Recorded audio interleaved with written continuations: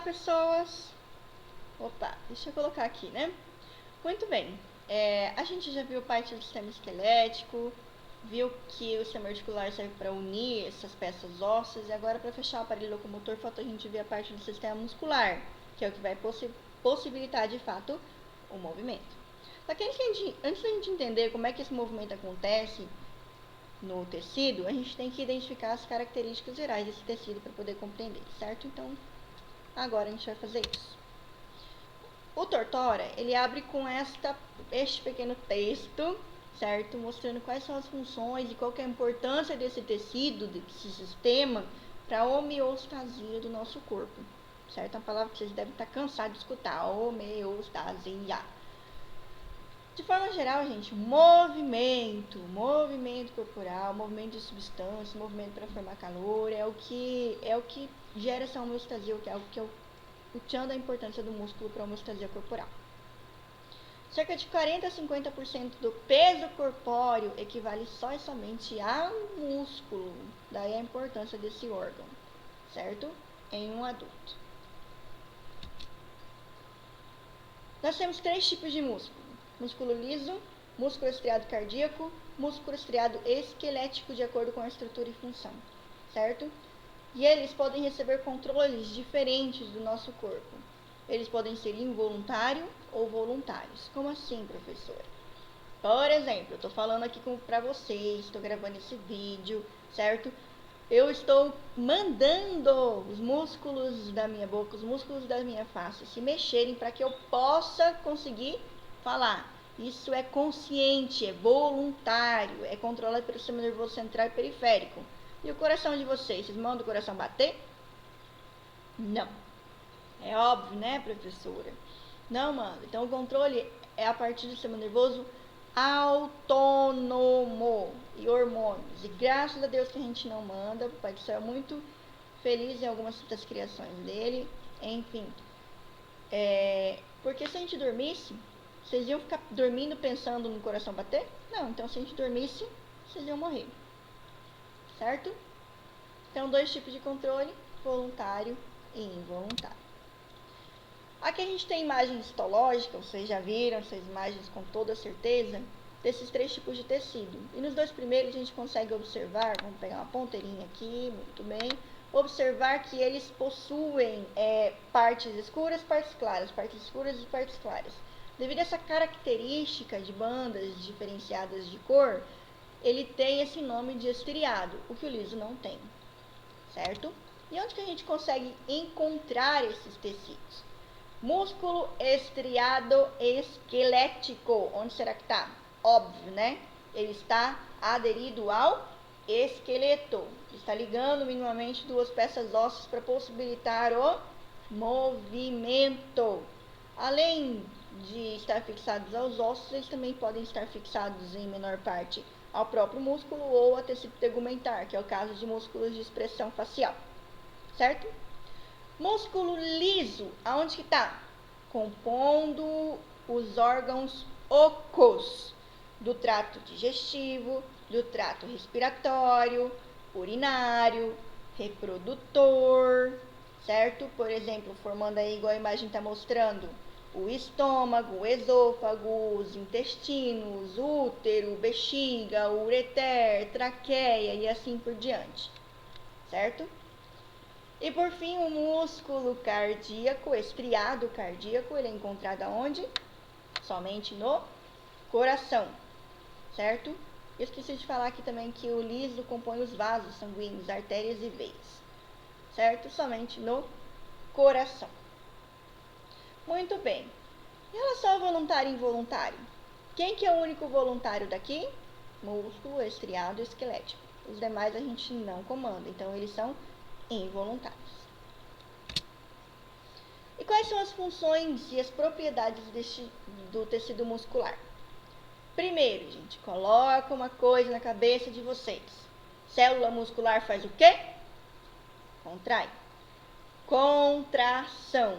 Então, essa é a função de uma célula muscular. E através da contração, dependendo de onde está esse tecido, ele desenvolve algumas funções. Por exemplo, contração de uma célula muscular estriada esquelética que está atravessando dois ossos. Vai se contrair para produzir os movimentos. Contração, extensão, tipos de movimento, certo? Olha como eu estou aqui, ó, sentadinha, muito bela e esbelta, certo? Mesmo se eu ficar imóvel, você acha que eu não preciso contrair? Sim, eu preciso, certo? Porque tem a força da gravidade do meu próprio corpinho aqui, ó, que eu preciso manter essa posição. Então, eu tenho uma força nessa posição que eu tenho que quebrar. Então, eu tenho músculos contraídos para que eu consiga manter esta posição, certo? Próxima função. A contração também possibilita que a gente consiga armazenar algumas substâncias no corpo, como no estômago e na bexiga urinária. Então, tem músculos contraindo ali, ó, fazendo com que ela vire literalmente uma bexiguinha, para que não saia a urina o tempo todo dali e ela fique reservada ali por algum tempo, assim como no estômago, da mesma forma, certo? E movimento de substâncias, como assim? Quando vocês comem, entra na boca, a boca vocês comandam. Então o alimento mexe aqui, vocês mastigam, trituram do jeito que vocês quiserem. Mas e quando passa lá do final da boca para depois, para o esôfago? Vocês conseguem controlar? Não, não conseguem. Então a partir daí, quem contrai a musculatura lisa através de movimentos peristálticos, empurrando esse alimento em direção boca-ânus, céfalo-caudal, certo? Acontece do mesmo jeito para a urina. Relaxou lá o esfíncter da bexiga, a uretra vai se contrair para poder, a própria bexiga também se contrai para poder enviar essa urina para fora, tá? Vasos sanguíneos, eu tenho sangue se movimentando dentro desses órgãos a todo momento, certo? Então, movimento de substâncias dentro do corpo, bem óbvio. E por último, produção de calor. Nós somos animais homeotérmicos, temos que manter uma temperaturazinha ali, ó, ideal, que varia um pouquinho para cima, um pouquinho para baixo, certo? Então, significa que a gente tem que produzir calor. E quem produz calor? Célula sanguínea através da célula muscular através da contração. E esse processo se chama termogênese. 85% do calor é produzido através da contração, tá? Mas como que essa célula se contrai? Para que ela se contraia, ela precisa de pelo menos essas 4 propriedades. Primeira propriedade, excitabilidade elétrica. O que é isso, gente?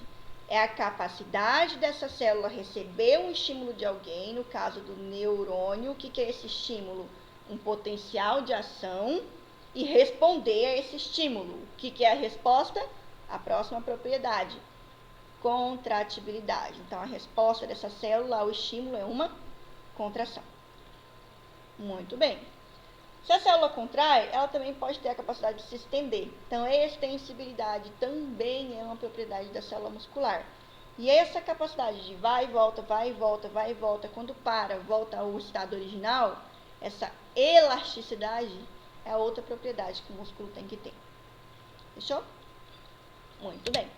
E como que é formado essa musculatura? Quais tecidos que formam ele?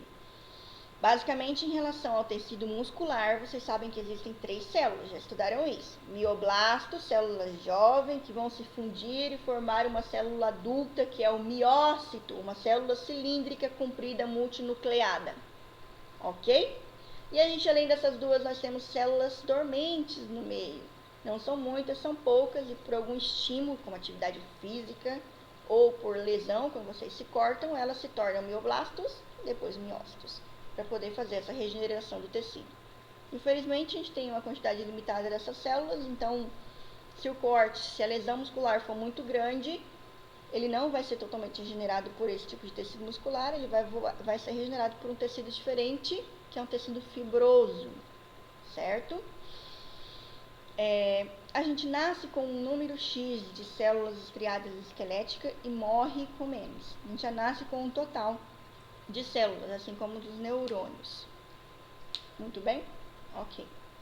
Esse músculo, então, ele precisa de uma proteção. A gente precisa proteger essas células, que elas não sofrem mitose. Tá? E qual é essa proteção? Essa proteção ela é composta por tecido conjuntivo, por hipoderme, certo? E nós temos vários níveis de proteção para esse tecido. músculos, um conjunto de músculos no mesmo local, ele é envolvido por uma faixa de tecido conjuntivo chamada de fáscia, certo? Cada músculo, que é o que está mostrando a imagem aqui agora, um corte dessa musculatura do braço, cada músculo é envolvido externamente por uma membrana também. Essa membrana se chama epimísio, certo? De entorno. Nesse corte aqui a gente observa que o músculo ele é organizado em vários grupinhos, certo? Então aqui ó, eu tenho um grupinho de 10 a 100 células musculares. Isso daqui se chama fascículo. Então aqui ó, tem um fascículo ampliado. Fascículo. Cada fascículo, que é o que mostra aqui em azulzinho, também é revestido por tecido conjuntivo. E esse tecido se chama perimísio. Se eu pegar o fascículo aqui, gente, ó, ele também tem vários grupinhos, certo? Mas cada estruturinha desta daqui, ó, é uma célula muscular ou uma fibra muscular, certo? E cada fibra também é envolvida por um tecido conjuntivo de revestimento chamado de endo, de dentro, certo? Endomísio. Endomísio, perimísio e epimísio, eles revestem essas partes musculares até as suas extremidades, passando delas. Esse acúmulo desse tecido nas extremidades forma uma estrutura chamada de tendão, que é isso daqui, ó. O tendão, gente, não é músculo, ele não tem capacidade de se contrair, ele é inextensível, mas a função dele é importante, é ele que vai fixar o músculo ao osso, certo? Muito bem. Vamos ver uma imagem agora um pouco mais ampliada disso. Então, ali em cima eu tenho um fascículo com várias células dentro. E aqui eu tenho uma célula somente ampliada, mostrando aqui, ó, esse tecido de revestimento que é o endomísio, certo? E aqui a gente consegue observar que cada célula, então, que é uma célula, também tem estruturas circulares dentro dela. Essas estruturas circulares são denominadas de miofibrilas. É aqui que estão organizadas, dentro dela que estão organizadas as proteínas em forma de filamentos, certo? Filamento fino e grosso, os miofilamentos, que tem essa potencialidade de se contrair. E a gente vai ver como que está organizada essa fibra celular numa próxima aula. Então, aqui a gente tem um tecido conjuntivo que forma a fáscia, que reveste vários músculos, epimísio, que reveste o músculo por fora, o perimísio, que reveste isso daqui, um grupo de células, de 10 a 100 células, e o endomísio, que recobre cada célula. Esses três formam um tendão nas duas extremidades do músculo, certo?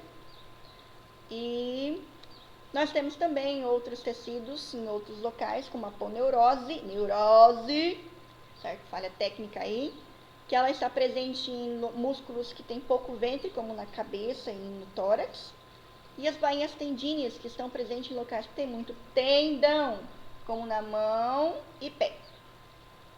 Ok? Muito bem. E aí a parte da fibra muscular, que é a porção mais interna do tecido, ela é composta basicamente desse jeito, gente, ó, formada, na verdade. Mioblastos, que são células jovens, elas se unem, certo? Se fundem para formar uma célula maior, tubular, cilíndrica, multinucleada, que é, no caso, o miócito, certo? E a organização interna deste miócito, a gente vai ver no próximo momento agora. Essas são as referências, espero que vocês vão atrás delas. E obrigada.